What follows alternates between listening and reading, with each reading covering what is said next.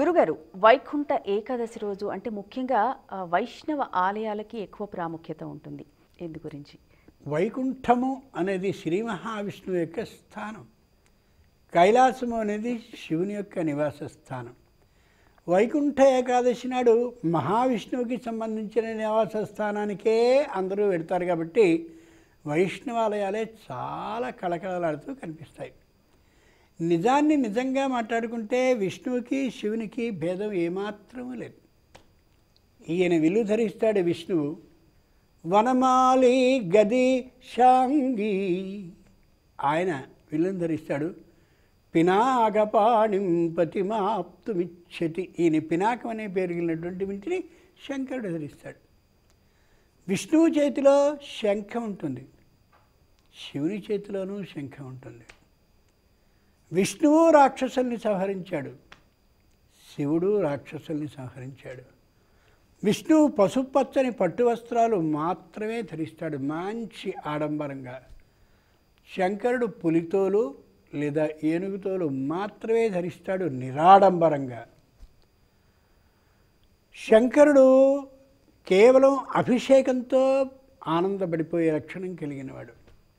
విష్ణువు మాత్రం అభిషేకం కాదు, అలంకారాలతో ఆనందపడతాడు.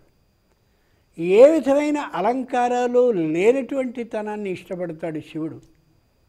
బ్రహ్మాండమైనటువంటి నగలు, పుష్పాలు, ఇంకా ఇతరమైన సుగంధ ద్రవ్యాలు అవి ఇవి ఇన్నిటితో ఆనందపడతాడు విష్ణువు. ఓ నాణెం ఉన్నట్టయితే బొమ్మ, బొరుసు అని రెండు ఉంటాయి. బొరుసు నాణెము, బొమ్మ నాణెం ఉండదు. బొమ్మ బొరుసు కలిపినటువంటి నాణ్యమే ఎక్కడైనా ఉంటుంది. కొద్ది తాత్వికమైనటువంటి దృష్టితో కానీ మనం ఆలోచించి చూస్తే ఇద్దరూ ఒకటే అనే యథార్థం అతి స్పష్టంగా గోచరిస్తుంది. విష్ణువు లక్ష్మీదేవిని వక్షస్థలం మీద ధరిస్తే శంకరుడు ఆపాదమస్తకం ధరించి అర్ధ నారీ ఈశ్వరుడయ్యాడు. శంకరుడు నిదానంగా ప్రయాణించేటటువంటి నందిని వాహనంగా చేసుకుంటే వేగంగా పైకి ఎగిరేటటువంటి గరుడుని వాహనంగా చేసుకున్నాడు విష్ణువు. ఇది నేల మీద నడిచేదైతే అది ఆకాశంలో ఎగిరేటువంటిది. ఇద్దరూ మాత్రం సేవకులే. ఈయన ప్రమథ గణాలతో తిరుగుతూ ఉంటాడు శివుడు. ఆయన తనవారైనటువంటి పరివారంతో తిరుగుతూ ఉంటాడు. బాగా ఆలోచిస్తే ఇద్దరిలో ఏ భేదము కనిపించదు.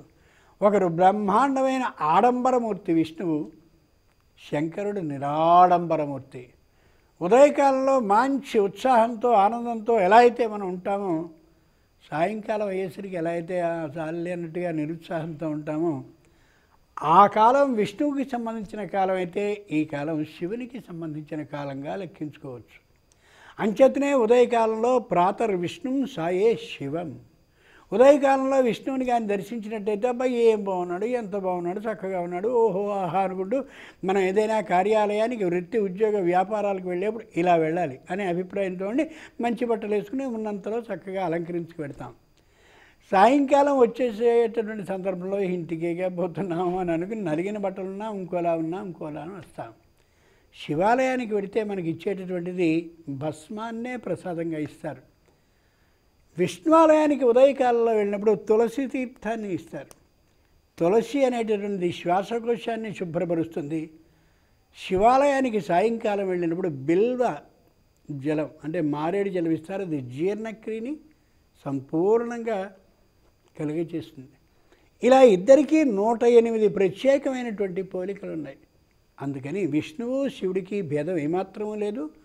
ఈ ముక్కోటి ఏకాదశి నాడు ఒకవేళ శంకరుడినే ధ్యానించాలి బుద్ధిలో అని అనుకుంటే అయితే శంకరుడిని ధ్యానించడం నేరం కాదు. విష్ణువు కోపం అస్సలు రాదు.